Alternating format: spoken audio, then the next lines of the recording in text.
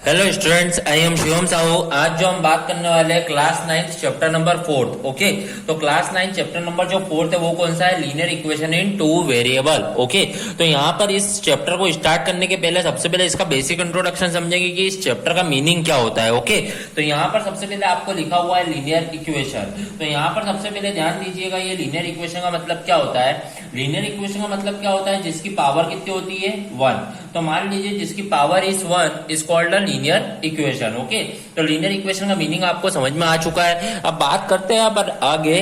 तो आगे लिखा हुआ है linear equation in two variable. अब आपको लीनियर इक्वेशन तो पढ़ना है, पर इन टू वेरिएबल। अभी टू वेरिएबल्स क्या है? तो वेरिएबल्स क्या होते हैं? अल्फाबेट्स। ओके, तो मान लीजिए एक्स एंड वाई। मतलब आपको लीनियर इक्वेशन बात करनी है, पावर 1 की बात करनी है, पर कितने वेरिएबल में बात करनी है? टू वेरिएबल्स में। ओके, वेरिएबल्स क्या होते हैं? X and Y. A B भी हो सकता है, बी सी भी हो सकता है, पर ओनली कितने होना चाहिए? To variable. ओके, जैसे मैं आपको एक एग्जांपल देता हूं। मान लीजिए एग्जांपल एक लिख रहा हूं। जैसे मैं बोलूंगा, जैसे मान लीजिए ये x प्लस वाई इक्वल टू 100 मेरी एक इक्वेशन है। ओके, तो मैं देखूंगा इस इक्वेशन में दो वेरिएबल है x एंड y, और दोनों वेरिएबल की जो पावर है वो कितनी है? 1 and 1। So it is called a linear equation in two variable, because here power of variable is 1 and there are two variable. So it is so this equation we called a linear equation in two variable. Okay, अब start करते हैं exercise 4.1 का question number first से। तो question number first देखिएगा क्या लिखा हुआ है। The cost of the notebook is twice the cost of a pen. आपको बोला गया है कॉस्ट ऑफ द जो नोटबुक है वो क्या है? Twice the cost of the pen. Write a linear equation in two variable to represent this statement. आपको इस इक्वेशन को लीनियर इक्वेशन के फॉर्म में लिखना है, जो कि टू वेरिएबल में लिखना है। ओके, अब यहाँ पे बोला गया है take the cost of the notebook to be ₹X and that of the pen to ₹Y।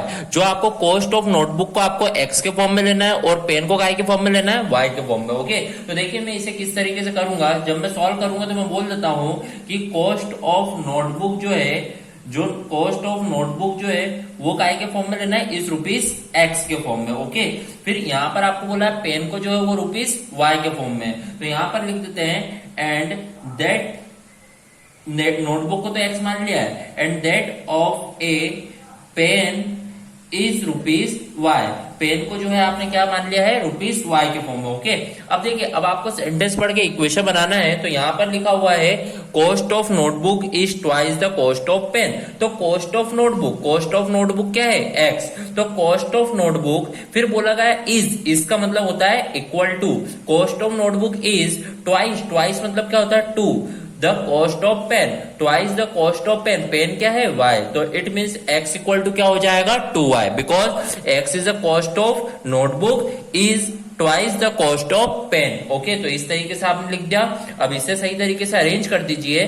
x 2y इधर आएगा तो -2y इज इक्वल टू 0। तो इस तरीके से आप बोल सकते हैं कि आपकी क्या बन चुकी है? लीनियर इक्वेशन बन चुकी है। तो आपको यहाँ पर linear equation in two variable के फॉर्म में रिप्रेजेंट करना था, तो आपने इस तरीके से इसे रिप्रेजेंट कर दिया है। ओके, बढ़ते अपने नेक्स्ट क्वेश्चन की ओर, क्वेश्चन नंबर सेकंड। तो क्वेश्चन नंबर सेकंड आप ध्यान समझिएगा क्या लिखा हुआ है। यहां पर क्वेश्चन में बोला गया है express the following equation in the form of ax plus by plus c।